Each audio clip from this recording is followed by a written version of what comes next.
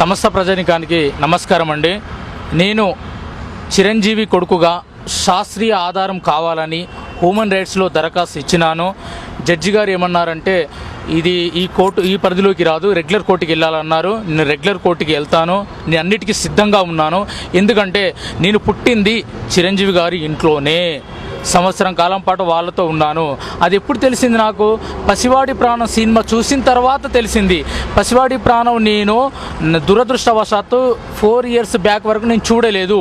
నేను చూడకుండా నాకు నీడలాగా వెంటాడి ఉన్నారు, నా గ్రామాన్ని అలర్ట్ చేశారు. నేను ఫస్ట్ మలయాళంలో నటించాను, తర్వాత రీమేక్ తమిళం, తర్వాత పసివాడి ప్రాణం. ఫస్ట్ ఏంటంటే నేను చిరంజీవి కొడుకును. ఎలా అంటారా, చిరంజీవి సురేఖ గారు పుట్టిన పెద్ద కొడుకును. కొన్ని అనివార్య కారణాల వల్ల రాజ్యలక్ష్మికి పడేశాడు. రాజ్యలక్ష్మినే నేను తల్లిగా భావించి వాళ్ళ దగ్గర మొన్నటిదాకా పెరిగాను. ఎప్పుడైతే పసివాడి ప్రాణం సినిమా చూశానో అప్పుడు నీ రియలైజేషన్ అయ్యి నా ఓన్గా నేను కష్టపడుతూ దర్యాప్తు చేపట్టాను. 4 సంవత్సరాలు సుదీర్ఘంగా దర్యాప్తు చేశాను. చేస్తే నేను చిరంజీవి కొడుకునా నేను తేలిన తర్వాత ఆయన నాకు చేయబడతాడని ఒక 1 year చూశాను, చేత పట్టలేదు. నాకు వాళ్ళ చరిత్ర అంతా తెలుసుకున్నాను. ఎవరి చరిత్రలోనైనా బహుభార్య ఉంది, చాలామంది ఉన్నారు, అదందరికీ ప్రజలందరికీ తెలిసిన విషయమే. ఇప్పుడు నన్ను ఆయన కొడుకుగా చేయి పట్టాలి.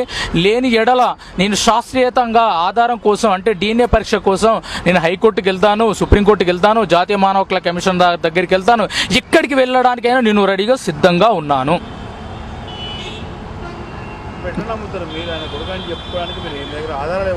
ఆధారాలు ఫస్ట్ అండి, నేను పసివాడి ప్రాణంలో టైటిల్ రోల్ అవకాశం రావడానికి ఏదైనా ఒక అండదండలు ఉంటేనే నీకు అవకాశం వస్తుంది. అలానే నాకు చిరంజీవి గారి అండదండలతోటే నాకు పసివాడి ప్రాణం సినిమాలో అవకాశం వచ్చింది.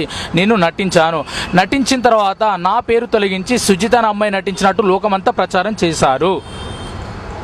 ఆధారం అంటే ఇప్పుడు ఆధారం కోసం నేను DNA పరీక్ష నేనండి. సుజిత్ అస్సలు కాదు, 100% కాదు.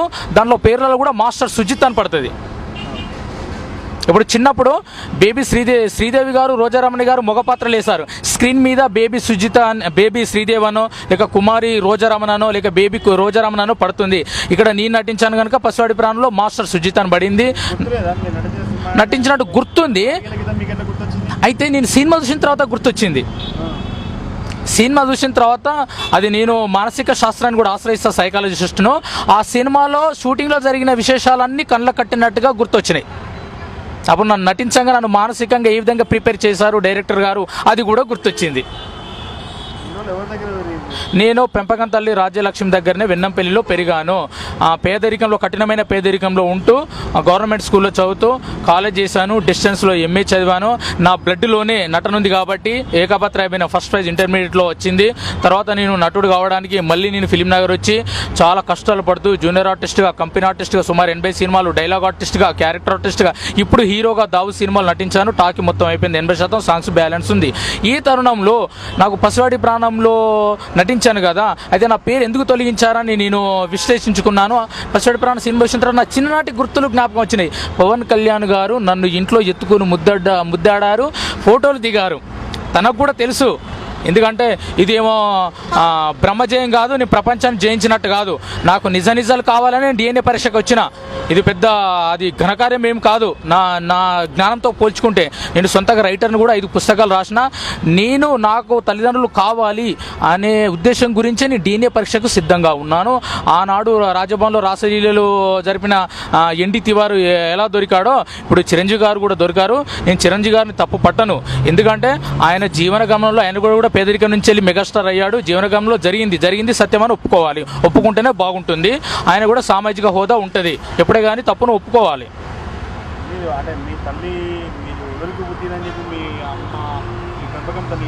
అయితే నాకు ఎట్లా అంటే 8 నెలల క్రితం ప్రసాద్ ల్యాబ్లో ఉన్నానండి. సడన్గా సురేఖ గారు వచ్చి నేను ఇటు చూసుకుంటున్నాను, బిడ్డ మన ఇంటికి పోదాం పానంది. చూసేసరికి సురేఖ గారు అమ్మ నీకు నాకేం సంబంధం అనగానే క్షణంలోనే మళ్ళీ కారికిపోయింది. అదొకటి. సుమారు 10 సంవత్సరాల క్రితం అల్లు అరవింద్ గారు నా దగ్గరికి వచ్చి ఖరీదైన హోటల్లో తీసుకెళ్ళి కాఫీ తాగిపించారు. కాఫీ తాగిపించినప్పుడు ఆయన జరిపిన సంభాషణ ఏంటంటే, నీ హైట్ ఎంత అన్నాడు. 5.6 అన్నాను. ఆయన హైట్ కూడా అంతే అన్నాడు. ఆయన ఎవరు అని అడిగాను. నువ్వు ముందు కాఫీ తాగన్నాడు. తర్వాత నీకు సినిమాలో ఇంట్రెస్ట్ ఉందా అన్నాడు. ఉంది అన్నాను. నాకు హీరో కావాలి ఇంట్రెస్ట్ ఉందన్నాను. పసిడి ప్రాణం సినిమా చూసావా అన్నాను. చూడలేదు అన్నాను. ఆయన ఆవక్కయ్యాడు. ఎందుకు చూడలేదు అన్నాడు. అంటే నాకు అవకాశం రాలేదు, అది ఎప్పుడు విడుదలైంది కదా అన్నాను. నువ్వు ఫస్ట్ ఆ సినిమా చూడు అన్నాడు. మీ అమ్మ పేరు ఏం పేరు అన్నారు. అంటే లక్ష్మి అన్నాను. లక్ష్మి కాదు ఆమె రాజ్యలక్ష్మి అన్నాడు.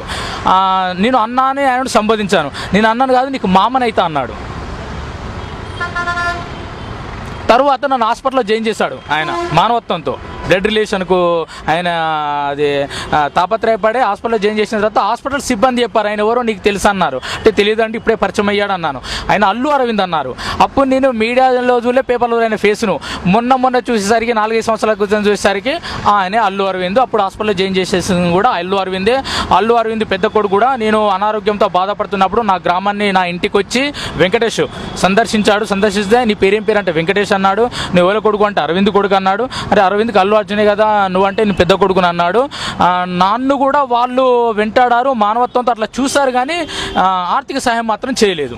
ఓన్లీ మానవత్వం చూపించారు. అది వాళ్ళకు తెలుసు, నాకు తెలుసు. నీ కొడుకు అన్నట్టుగా చిరంజీవి గారు కూడా తెలుసు.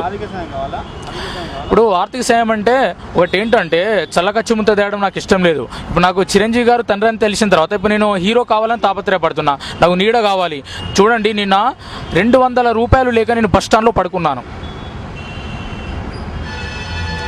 పరిస్థితి ఏంటి? రేపు చిరంజీవి కొడుకు అంటే నేను రోడ్ల మీద ఉండి నేను చిరంజీవి కొడుకుగా చెప్పుకోవాలన్నా? ఆయన ఇష్టం అది. ఆయన ఇప్పుడు ఈ విషయము మానవత్వం ప్రేమకు సంబంధించింది. రెండే, మానవత్వం ప్రేమకు సంబంధించింది, డబ్బుకు సంబంధించింది కాదు. మదర్ తెరెసా, అబ్దుల్ కలాం మానవత్వం ప్రేమతోటే నిస్వార్థంతో వాళ్ళు ప్రపంచాన్ని జయించారు, పేరు పొందారు ప్రపంచంలో. అలానే ఇది మాకు పలుకుబడి ఉంది కదా, మాకు డబ్బు ఉంది కదా అని, మాకు అన్ని బలాలు ఉన్నాయి కదా అని అలా ఉండకూడదు. నన్ను మానవత్వంతో స్వీకరించండి, ప్రేమతో స్వీకరించండి. మీరు వాళ్ళ నుంచి ఏమైనా ఆర్థిక సాయం వస్తే తీసుకుంటాను, వద్దనను.